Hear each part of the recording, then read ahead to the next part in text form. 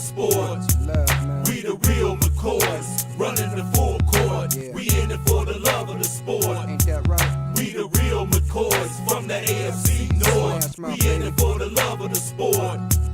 We the real McCoys, running the full court. We in it for the love of the sport. We the real McCoys from the AFC North. We in it for the love of the sport. We the real McCoys, running the full court. We in it for the love of the sport. Ain't that right? We the real McCoys from the AFC North. We in it for the love of the sport. We the real McCoys, running the full court. We in it for the love of the sport. We the real McCoys from the AFC North. We in it for the love of the sport. We the real McCoys, running the full court. We in it for the love of the sport. Ain't that right? We the real McCoys from the AFC North. What's up and what's good and good evening. It's your man Keith Fallon today on Loc'd On Sports 216 on a Thursday. What's going on, everybody? I'm just here chilling, getting myself together, of course. Had me a nice dinner and all that. Here on a Thursday, on a chilly Thursday. Matter of fact, on the land, a very chilly Thursday. We're going to talk about some Browns. We're going to talk about the Browns this evening. We're going to talk about the Cavs this evening. And we might sprinkle in a little Cleveland State and a little bit of Cleveland Guardians. But mainly focus is going to be on the Cavs and the Browns. As you all know, the Cleveland Browns have clinched a playoff berth by beating the New York Jets 37-20 last Thursday. Let's see, gotta get my stuff together. Yeah, the Browns beat the New York Jets 37-20. The Browns are now 11-5. They done clinched a wild card spot. No matter what happens this Sunday when the Browns take on the Cincinnati Bengals, they can't move, they can't change. Only thing that may change is the possible opponent. Right now, if the season was over today and they had to play this Sunday, it'll be Jacksonville. But it can be Jacksonville.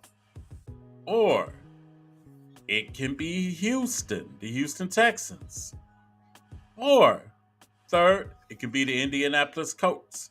Gotta see who wins the AFC South. See who wins the AFC South. But let me tell you all this first. So I gotta do this alone. One, the chat lines are open. Feel free to holler at me. The chat lines are open. Definitely holler at me. Also, at the bottom, subscribe to the Alan Viz Media 2 YouTube channel. That's right. Subscribe to the Alan Viz Media 2 YouTube channel. Now, let's go back to the Browns. The Browns play Cincinnati this Sunday for the final game of the regular season. Cincinnati Bengals are 8-8. They don't have nothing to play for because they got eliminated last week against the Kansas City Chiefs. Now, it'll probably be, how can I say? It'll be different this Sunday. You got a different quarterback starting. The Browns' fifth this year. Quarterback Jeff Driscoll, Joe Flacco is going to get some rest this weekend. And I highly doubt if you see any starters, mainly named starters on offense and defense out there. I would be shocked and surprised. I'll definitely be shocked and surprised. But Jeff Driscoll will be the starting quarterback, and I guess P.J. Walker will be the backup this Sunday against Cincinnati. Now, no word on who Cincinnati's going to start at quarterback or anything like that, but I ain't concerned about the Bengals anyway, so shit, they going home as far as I'm concerned. But also, shout out to the Cleveland Browns. The Browns had 5 players make the Pro Bowl this year. Starting off with On offense, I'm going to go on offense first. 5 players. Imagine that. Guard Joe Petonio on offense. Wide receiver Amari Cooper. And tight end Dave Njoku. All made the Pro Bowl off offense. Now on defense, 2 mainstays. Myles Garrett. Of course, he's every year candidate. Hey, he could just sit up and chill and Pro Bowl hits him. And Denzel Ward. Denzel Ward is a perennial candidate too. I think this is like his 3rd or 4th time being named to the Pro Bowl. Because usually when that dude is healthy, he is spot on. Definitely spot on. But there are some people that I'm shocked didn't make the cut for the Pro Bowl. Mainly the main one is cornerback Martin Emerson for the Browns. He didn't even get named as an alternate. I was like, wow. I'm like, dude had 4 interceptions. He had the lowest completion percentage of any cornerback in the NFL. And he didn't even get chose as an alternate. I was like, wow. I said, what in the world? But anyway, he didn't get chosen as an alternate. Also, JOK, he didn't get chosen. Well, he got chosen as an alternate at least, but he didn't get picked either. He had a lights out season too. Matter of fact, the other alternates were Wyatt Teller. Both are special teams players. Rorquez, the punter, and Dustin Hopkins, which I'm shocked that Dustin Hopkins didn't make it. I'm definitely shocked because dude was money. He had been money all season, just about. And it was somebody else. No JOK, Teller, Dustin Hopkins, Bjorquez. And there's someone else. Someone else. But anyhow, 5 Browns made it to the Pro Bowl. And even though, let's be real, the Pro Bowl ain't really the Pro Bowl now, It's just a bunch of activities over the weekend and followed by a flag football game. But needless to say, congrats on the achievements, fellas, and congrats on a strong season. Very strong season where it could have easily went left.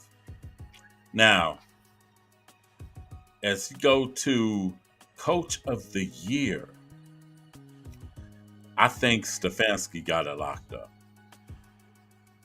Honestly, I think Stefanski has it locked up because I don't think nobody else could have did what he did this year.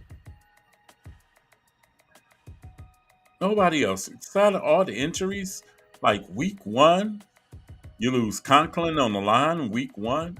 Then week 2, you lose Chubb. Then week 3, you lose Watson for a couple of games. Then you lose both your tackles. Matter of fact, no, hold on, take that back. You lose Jedrick Wills. Then you lose DeJuan Jones. And then they're all out for the season. Browns are doing it with patchwork. With patch tape, matter of fact. Then you got to figure both the Browns starting safeties are out. Were out at one time. Thornhill is back. He's in his way back. He's finding his way.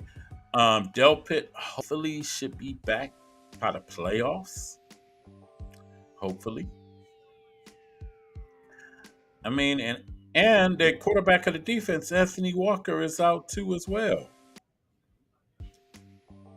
He's out. Now go figure. How the Browns survive all that? And they still going strong every week. They're on their 5th quarterback. Hey, they got Joe Flacco off the street. And you really look at this with the Browns, you had two people that were on the street in September. Kareem Hunt was at home and Joe Flacco was at home. And they both came late, but they have both paid huge dividends. That shouts out to GM Andrew Berry and Kevin Stefanski, and both to Kareem Hunt and Joe Flacco. It's that. Now, you got candidates for Comeback Player of the Year, which I heard like the candidates so far is Damar Hamlin, because he came back from he had a near death experience. Well, actually, he was out. He was gone on the field and then came back, got resuscitated back. Damar Hamlin of the Bills. Joe Flacco of the Browns. Matt Stafford of the Los Angeles Rams. And another familiar face, Baker Mayfield of the Tampa Bay Buccaneers, are being considered for Comeback Players of the Year. That vote would be interesting because how can I look at it is Joe Flacco, even though for what he has done with the Browns, he's only played 5 games. Damar Hamlin, I understand the situation, the circumstance of him coming back. He hasn't played in that many games as well. Leaving it up, basically to me, it'd either be Baker Mayfield or Matthew Stafford. It remains to be seen. I guess a lot depends on what Baker does this Sunday. Because Tampa Bay has a big game coming up against Carolina. And if Tampa Bay wins, they'll win the NFC South. And think about this. And I'm saying this for good points for both of them to win. Baker played on 3 teams last year. And he was considered as his career was literally over. I remember people talking about back in August that he should be on College Game Day. And this year, he's gotten it all together. He's stayed out the way. He has 28 touchdowns, 10 interceptions, and also, along with that, he's about to go over the 4,000-yard mark in passing. Matt Stafford. Stats is similar to Baker's. And Stafford had the year from hell last football season, let's be honest. The Rams had a bad year. Nobody expected the Rams to be good this year. Nobody. If anybody would have told you back in August that the Rams would be 9-7 and will probably be in the playoffs, they would have laughed. But Stafford did his thing this year as well. And the Rams are a young team. Kyron Williams, the running back, Nakua, the other wide receiver, opposite of Cooper Kupp. Man, this team going to be something else in years to come. Well, in the next couple of years to come. So, it'll be interesting. I don't have a dog in the fight. Things, and even though, don't get me wrong, Joe Flacco would definitely be considered, but I don't think he's played enough games, to be honest, to be truthful. Now, let me ask everyone this. Who would you want the Browns to play in the playoffs next week? Would it be Jacksonville with Trevor Lawrence, Etienne, and Jacksonville also got Christian Kirk coming back. He just had an injury designated to come back yesterday. And you got Calvin Ridley too to contend with. And you also got Pro Bowler Josh Allen on defense for the Jaguars. Or would you have the second choice, the Indianapolis Colts, and you have to deal with Minshew Mania? But Both the Indianapolis Colts running backs. What is my guy's name? Oh my goodness. Oh man. They gave us fits though when the Browns played them back in October. I'll just say that. They gave the Browns fits. Or number three, you got the Houston Texans. Now, when the last time the Browns faced the Texans didn't have probable Rookie of the Year candidate CJ Stroud. It didn't have CJ. But if the Browns play them in the playoffs, more than likely, CJ Stroud will be back up under center. Real interesting, huh? Real interesting. Well, it all remains to be seen this weekend. The Browns' opponent for the next weekend will be determined this Saturday and Sunday. Me, it doesn't make no difference. You got to play in the playoffs. There ain't no weak teams in the playoffs anyway. You got to play everybody. Everybody's good. So it doesn't make no difference. You got to beat everybody anyway. So, hey, whoever it is, let's go. Definitely let's go. Like I said, this Sunday, the Browns take on the Cincinnati Bengals at 1 o'clock. It'll actually be a game where you can see a lot of players that don't normally get no time, but will be in starting roles. Should be interesting. Definitely be interesting. Let's see if the Browns can take advantage and go 12-5 and had the second best record in the AFC behind the Baltimore Ravens. Let's see if the Browns can do that. Let's see. I got a comment. What's up with you? What's going on? I don't know where my phone at. Okay. What's going on with you? The thing that kills me about this WeStream thing is that I'm going to figure that out. But I think I got a solution for this. I think I got a solution. Let me see. Let's go here. Up here looking for my comments. What's up, Sean Hall? How you doing, buddy? How you doing, partner? What's up, Angela Motley? How you doing? Hey, Sean, you think you're going to see Miles Garrett on Sunday? Yes. Yes. You're right about that, Sean. I'm loving that fact, too. Truthfully, it should have been 6. It should have been 6. Emerson should have got in. If he didn't get in, he should have got in as an alternate. I don't see how they missed my guy. And you can easily make a case that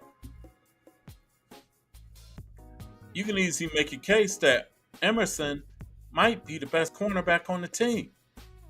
He didn't make the Pro Bowl. Nothing much, taking it one day at a time. Same too. I don't think Miles playing Sunday either. Honestly, I wouldn't play him. Would you play him? I wouldn't. I have everybody in bubble wrap and be ready for the next weekend, Martin Luther King weekend. I have everybody in bubble wrap. Because, and if this had been other years where the injuries hadn't been so prevalent, might have would have let him go half at it or let him go play a half. But this year, with our injury luck,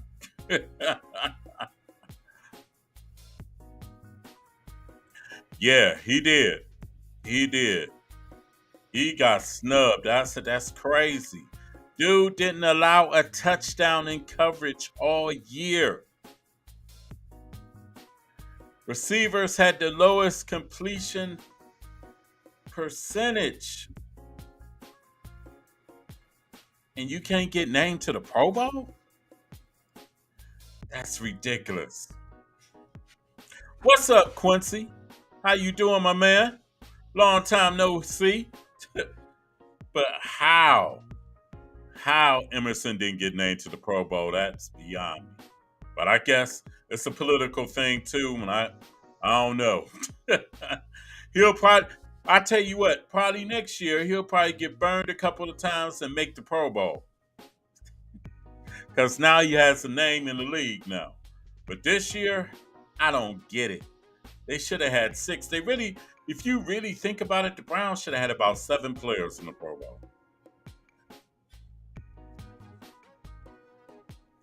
What do I think about Jim Schwartz possibly returning to the Browns? Hmm. Honestly, that's a question only Schwartz can answer. Because it's going to be some head coaching jobs open. I'm quite sure. Um, I would just say that I would just say with Schwartz, it all depends. Because I think for him, it'd have to be the right team. It'd have to be the right team. It all depends on Schwartz. It all depends on Schwartz. I don't. From what I don't know if he wants a coaching job or not. I didn't hear nothing or anything. I think I might have heard some or skimmed through something, but we shall see. Because you got to think when your team has success, other teams feast on your team's coaching staff and the players that our team may not want to pay next year.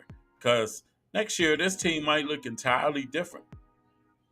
And a coaching staff might look entirely different if you think about it, especially if Schwartz accepts a head coaching job.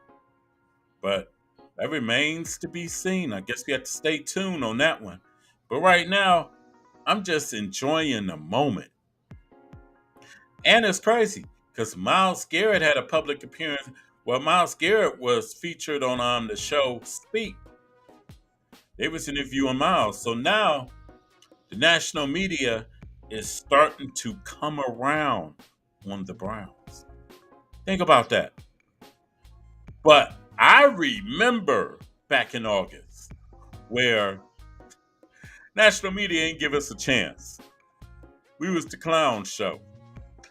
We was going to be 6-11 from what some prognosticators said on the national media. I didn't forget. Got my receipts. I did not forget. But far as Shorts, that's something you got to look at heading forward, moving forward. But right now, my only focus is probably on that first game against either Jacksonville, Indianapolis, or Houston. And we'll see what happens from there. Because this week, coming up this Sunday, it's going to be like a bye week. Bye week / preseason, glorified preseason game.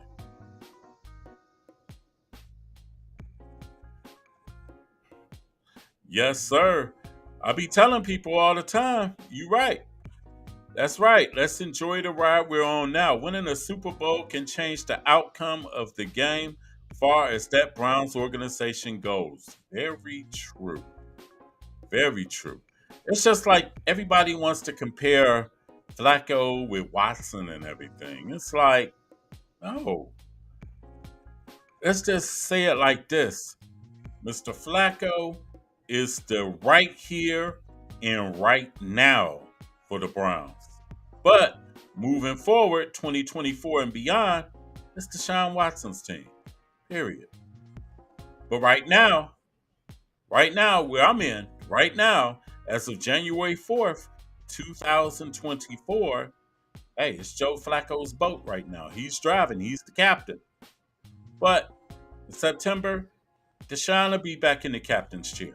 But right now, can't worry about that right now. You got to worry about the here and the now.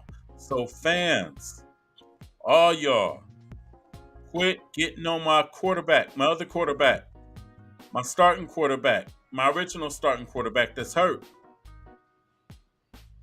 It's wonderful what Flacco's doing, but Flacco is Mr. Right Now, and Deshaun is Mr. 2024 and beyond. Real. Just gotta keep it 100 right there on that. He's Mr. Here and Right Now. And so far, great results. Whoever would have thought Flacco would have came in and threw 13 touchdown passes in 5 games? Yeah, we know that debate is coming. It's already here. It already began. I've had people tell me, well, can't they trade Watson? Or people look at me like I'm crazy when I say Watson is going to be the starter come September. If not already begin with the Watson and Flacco situation, no matter what, Watson is our quarterback. Exactly. Sean, you're right. He is. And the thing people forget, he was 5-1 as a starter.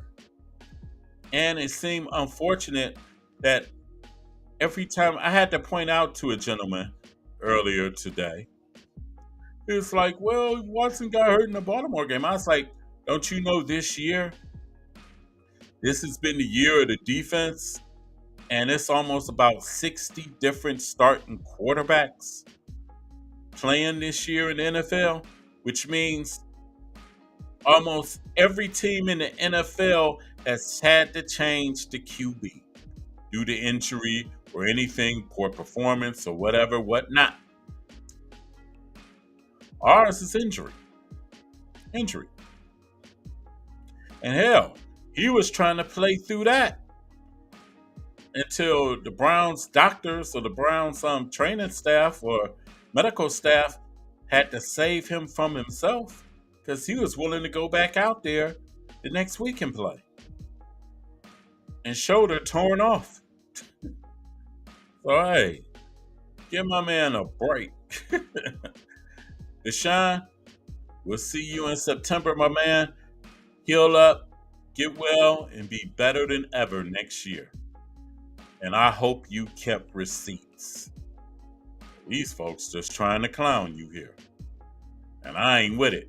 Matter of fact, Deshaun, if you want to, you can come on this show and I'll interview you myself. Because, man. But anyway, I mean, hey, they make big deals out of little things. You know what I'm saying? It's like, what? Come on. Now, or people saying, well, the Deshaun thing is washed and all this. But I'm like, Burrow ain't certain. And Burrow been hurt just as much as Watson has. Nothing against Flacco. It's just a business matter. Exactly. They got a financial commitment to Deshaun. And the thing on this side also, the Browns are 8-4 when Watson is the quarterback. 8-4. 8-4. 8-4 with Watson as the quarterback. And 5-1 this year. He's a big part of why the Browns are in the position that they're in.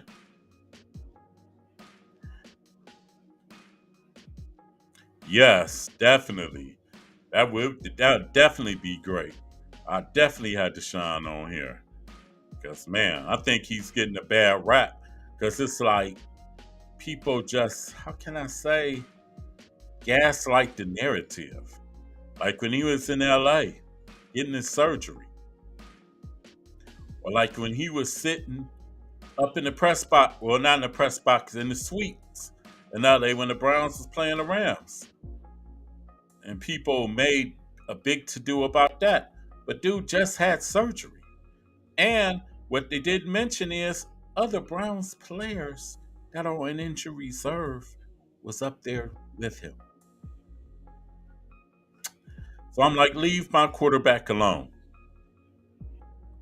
Now I would be open to this, but I don't think it's gonna happen. I would be open to Flacco coming back next year as a backup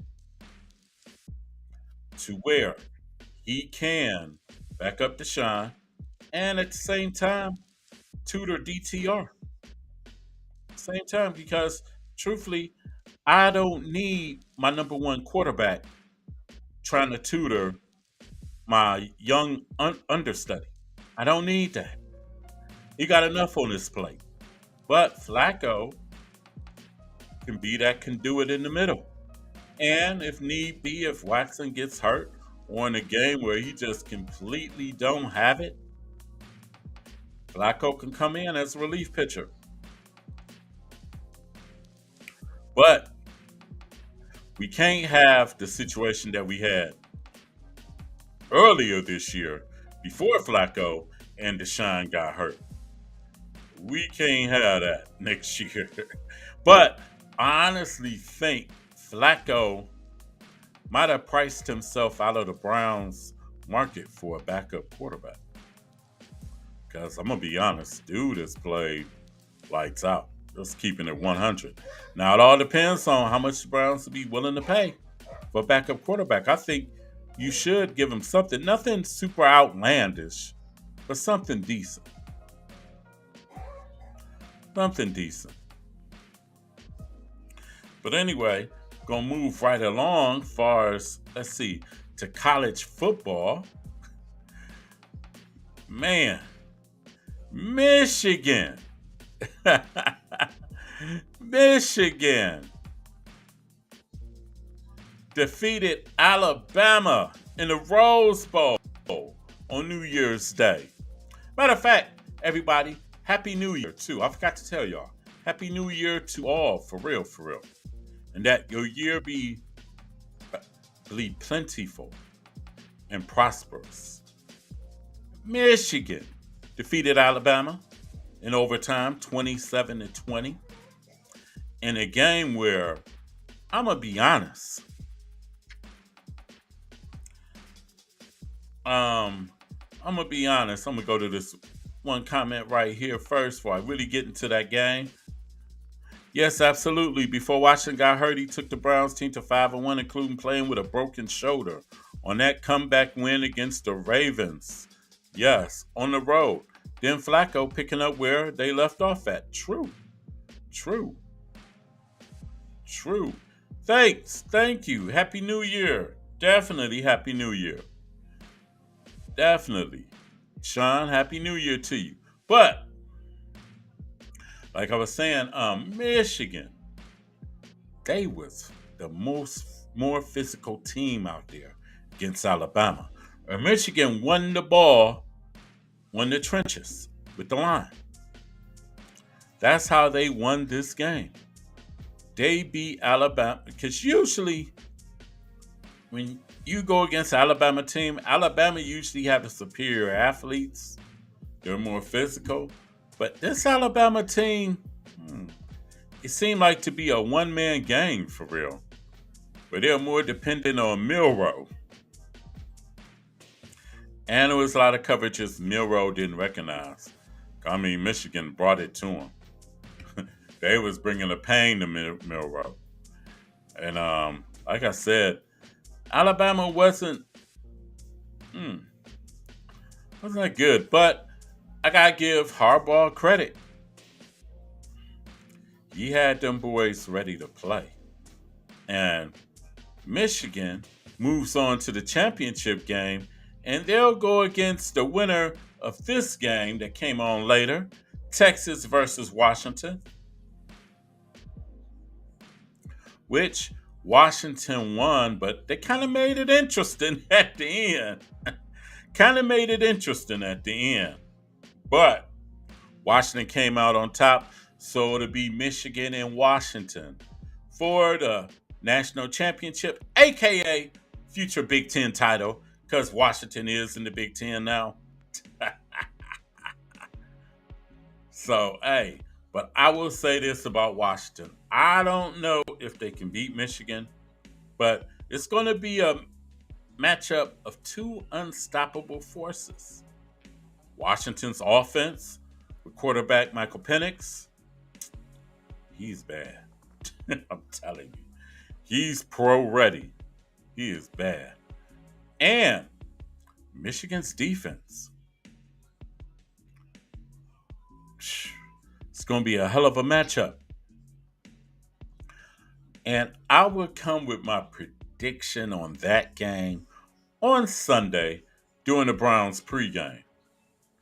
I definitely come with that prediction on Sunday during the Browns pregame. So speaking of Michigan, I heard a rumor that they said Michigan saw. I'm gonna say it like this, Sean. Sean, you know, and I both know all them damn schools cheat. All them schools cheat. There used to be a saying: if you ain't cheating, you ain't trying. All them schools cheat. Ohio State, damn near probably almost 80%. Shit, I say a good 95% of the colleges, especially in Power 5, have a way of trying to bend the rules to their advantage. I would definitely say that. They all cheat. They all cheat. That's why I wasn't so bothered or whatever about the thing with Michigan and everything. I mean, come on now. You still got to get out there and execute and play, regardless. Still got to have the players and you got to have the talent to execute the game plan. I mean, come on. I mean, all these schools cheat. In college, man, college football is the dirtiest game if you really think about it. Because all these schools cheat, all these players before NIL, a lot of them was getting broke off cash, especially in the Power 5 schools.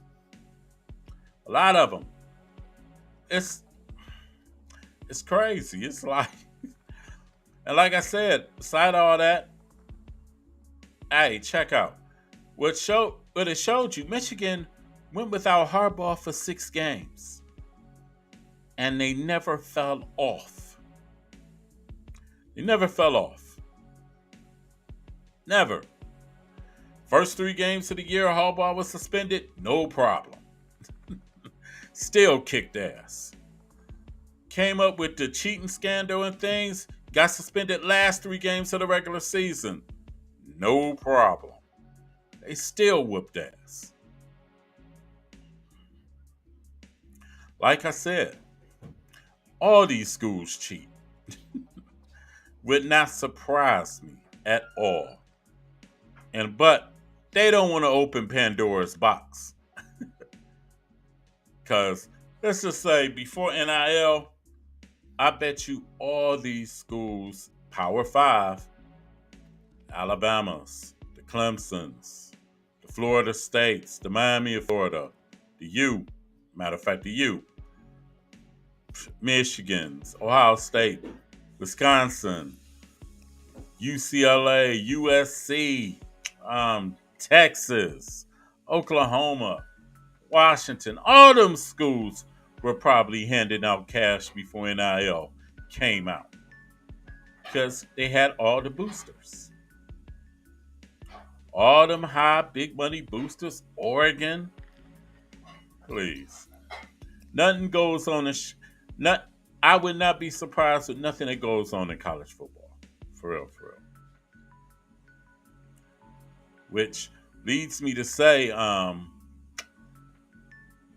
going to go to a little bit of Ohio State. Ohio State took an L. But really, if they had to lose, this was actually the time to lose.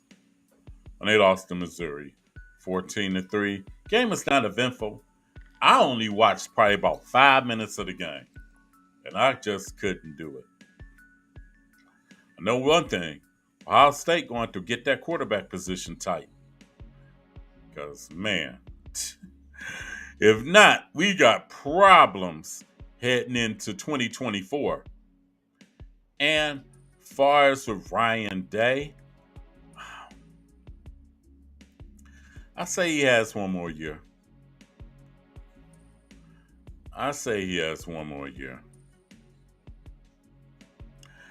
Takes you back to when Tom and Belichick had to deflate and still in other teams' playbooks, whatnot. Hey, like I said, man, if you found out a lot of stuff that probably go on behind the scenes, especially with these colleges, they don't want to open Pandora's box. And I'm going to tell you like this.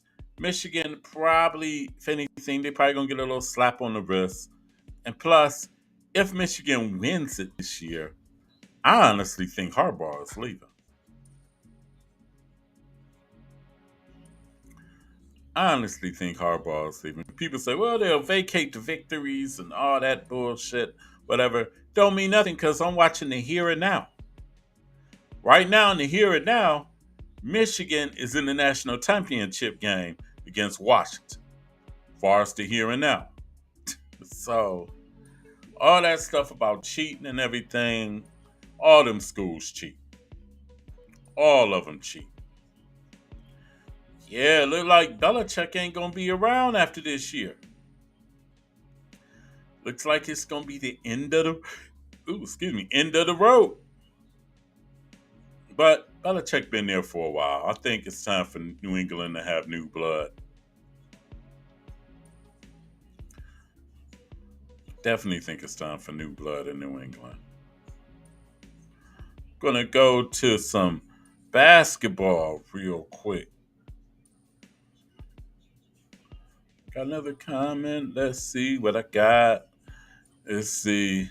That Ohio State Missouri game, the way Ohio State was playing doesn't seem. Yeah, it did. Because what the national championship playoff has done, it has diminished the value of the ball games. And if you think it's what's the name this year, wait till next year when they go to 12 teams. When they go to 12. If they ain't in the top 12, a lot of them players going to be done and out.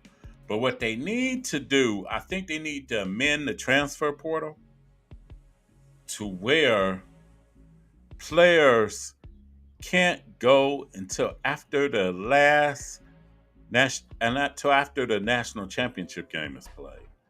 Then the day after the national championship game is played, half at it. Or if you schedule to play in a bowl, you just got to stay during the time of the bowl game. Then afterwards, do what you do. But I think after the national championship game, they do need to amend that rule. And make these coaches have to stay and finish the seasons. And move the early signing period back a couple of weeks or back into like mid-January. Need to do that. But moving right along with the Cleveland Cavaliers. The Cavaliers took the Washington Wizards to school, beat them soundly 140 to 101. Max Strus had 24. Donovan Mitchell had 22. Jared Allen 17 and 19. 17 points, 19 rebounds. Cavs are 19 and 15. They're somewhere between 6, 7, and 8. Somewhere between there. Now, who knows what the Cavs are going to do? Who knows what the Cavs are going to do? Okay, got that back. My background down there. Okay. Who knows what the Cavs are going to do? Well, do you think the Cavs are going to do anything at the trade deadline? Because the trade deadline is about a month away. And let me ask you all a question. I think, honestly, this needs to come to a head between Donovan Mitchell and Darius Garland. Now, if you had to only keep one, who would you keep? Would you keep Donovan? Or would you keep Darius Garland? The Cavs this season is okay for the most part. Hopefully they can get enough consistency to take them far into the season. Yeah. Because I think with the Cavaliers now, everybody done seen the regular season. They won 51 games and stuff. Now, this team now, honestly, as constructed right now, I don't really see them getting too far. But it could change once Mobley and Garland comes back.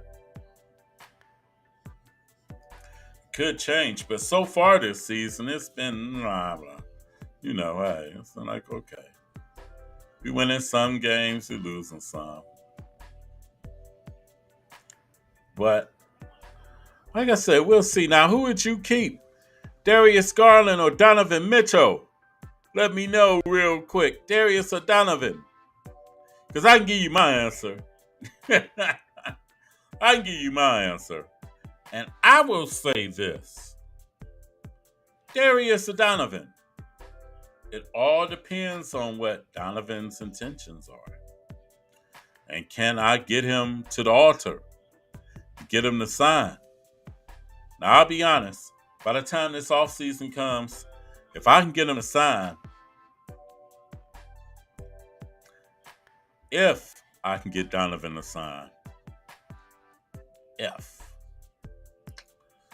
I would have to part with Darius Garland. Because I think what's going on with the Cavs can't win when you got two small guards. And neither one of them really play defense. And usually the NBA teams that usually win it don't win it when their guards are their best players.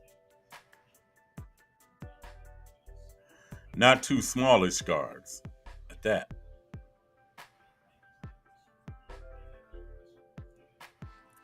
And to me, nothing against Darius Garland. Good player, but he hasn't upped his game since the All-Star season. Since the All-Star season of 21 and 22. It's like he's plateaued. I mean, he's still good, but it's like he's not getting any better. And he stays hurt a lot. Also, too. Like I said, I would see if Donovan is going to resign. If he resigns, Darius will be on the first plane smoking in the offseason. Make a trade. Either get a bigger guard that can play point guard.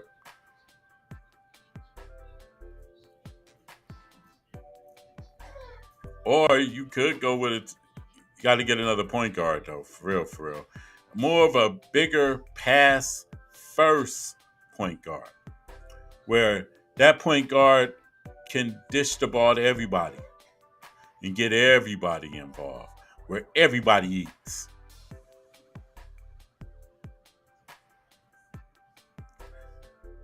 They say, Sean, that'll be a hard choice. Keeping Mitchell, that team has to get another scorer or two to solidify that Cavs team. Also playing some team ball. That's true. That's definitely true. Because I think with Donovan will work if you got a pass first point guard. Like, say, when Utah was good when they had Michael Conley as the point guard along with Donovan Mitchell and things. But it had to be something that dynamic. And like you said, Cavs, I have to have a 3, too. Which means Amani Bates will have to grow up quick. He'll definitely have to grow up quick. Because let's be real, to me, Max Strus's best role would be coming off the bench. Honestly. Coming off the bench with LeVert and Niang. That's 50 points a game off your bench every night. And as far as with Mobley will. I'm gonna say this. I don't think Mobley will ever be that offensive player, the offensive juggernaut dude that we're looking for. That super stretch 4. I don't think he's that. But I think he could be that hustle guy and everything, and be the catalyst on defense. I think he catalyst on defense. And he'll still get you 16, 18 points a game. And he doesn't even have a jump shot. Honestly, Allen's offensive game is much more refined than Mobley's. For real, for real. Because with Mobley, every decision offensively looks forced, except when he's going up the dunk. Where Allen, everything looks more natural for him on offense. But that remains to be seen. We will see what happens, so stay tuned on the adventures of the Cleveland Cavaliers. Coming on your radio dial soon. Radio dial soon. What else is there to talk about? What else is there to talk about? Yeah, you're right. You're right, Sean. Bates would be a good two punch playing alongside with Mitchell. However, like you said, Bates has to grow up really. Yes, he does. He has to grow up. He has to grow up real quickly. He'll have to grow up. And right now, I don't know if it's him or it's JB not playing younger players because I don't know. Some of JB's rotations be baffling me. Because I love the kid Porter. Porter has shown so far that he belongs in this league. So far, he has shown that he belongs in this league. But it be some nights JB may play him. Then some nights you be like, where is he? Why is Porter not on the floor? But also, they're going to figure out something with Porter because they're probably going to give him a contract now. Especially since Ricky Rubio has officially retired from the Cavs, from the NBA. Today, it was announced that Ricky Rubio is not coming back. So, and the Cavs, I think, are going to buy him out, have a buyout. So, that means that's another roster spot open. There's another roster spot open for the Cavs. Now, what they do? Now, do they sign one of their two-way players to an actual contract? Or do the Cavs pick somebody up? Because, like I said, February will be around the trade deadline, so we'll see. You have to stay tuned. Definitely have to stay tuned. Moving right along with got a few minutes left here. Let's see. Let's go over to Cleveland State, where the Vikings men, I don't know if they're playing or not. Let's go over to Cleveland State. Let's see. Let's see what the good old Vikings are doing. NCAA basketball. Cleveland State men are down in Wright State in Horizon League battle. Right now, Wright State is getting the best of the Vikings. They're up 11-2 in the first half. Game just started. First 2.5 minutes, Wright State then got out on them. 11-2. 11-2 Wright State in the first half. The Vikings are... Yeah, they don't got their standings? Oh, wow. What in the world? Now, this is weird. 7-3 in the last... They're 10-5 and in second place in the Horizon League, as far as the men. Now, the women... As a matter of fact, the men will be home Saturday or Sunday. And matter of fact, the men will be home this weekend because they'll be playing Northern Kentucky, team that they faced last year and came up short by a point to go to the NCAAs. They'll be facing Northern Kentucky on Saturday. No, on Sunday. Matter of fact, on Sunday afternoon. Now, as far as with the ladies,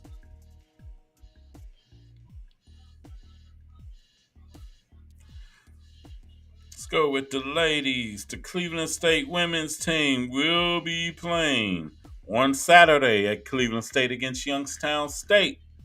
Cleveland State women are 12-3 and in third place in the Horizon League.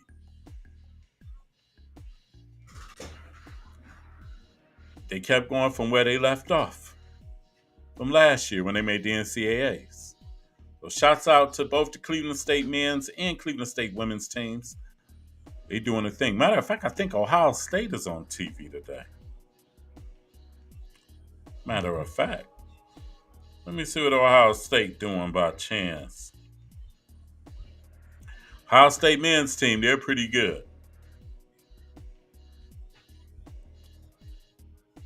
Uh-oh, wrong score.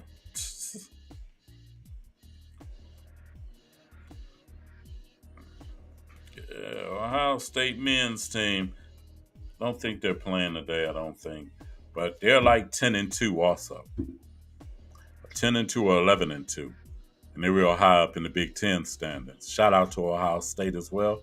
Men's hoops. Shout out to Cleveland State. Men's hoops and women's hoops. Shout out to all y'all. Anyway, I'll tell y'all this. Tune in with me on Sunday as far as the Browns pregame. As we will talk about, well, it ain't really nothing to talk about because the game is what it is. It's going to be like watching a preseason game for real. Me and Ed for Columbus will be on. We'll be on to hit y'all up in the morning. And then also 30 minutes after the game on Sunday, it'll be the Cleveland Browns postgame here on Loc'd On Sports 216. Also, I want to let y'all know something. Pretty soon, I'm going to have the live videos playing on my regular Allen Viz Media Facebook page. Because for some reason, the names don't come in when I go on my group page. So videos will be going on the Allen Viz Media page. It'll be Allen as the first name, Viz Media as the last name. Request me as a friend. And I'll be going on that page. But I will share the video to the Loc'd On Sports group page. I'll definitely do that. But going live from here on forth, the videos will be exclusive on the Allen Viz Media Facebook page. And I'll be coming on every Thursday here at 6 o'clock. Thank you all for tuning in. Thank you for all the comments. Thanks for hollering at me. Because like I said, this show here is an interactive show. And your comments, your feedback is definitely crucial. Because everybody got an opinion when it comes to sports. Everybody. And also, about to get off here, I want to wish you all a happy new year. And may you have a blessed, safe, prosperous year as well. This is your man, Keith Allen. I thank you all for logging on and coming on for Loc'd On Sports 216. And I'm going to be signing out.